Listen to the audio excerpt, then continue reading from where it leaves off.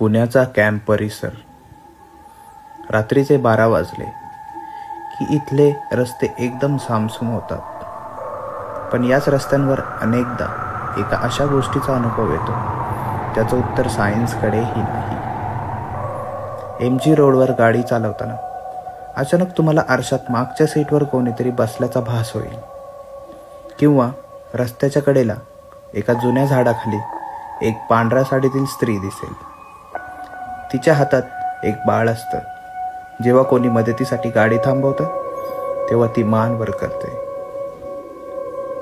आणि तिच्या चेहऱ्यावर डोळे नसून फक्त 2 गडद काळे खड्डे दिसतात.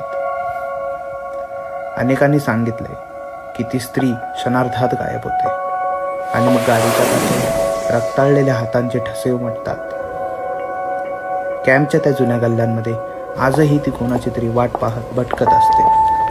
पुढच्या वेळी रात्री तिथून जाताना मागे वळून पाहू नका.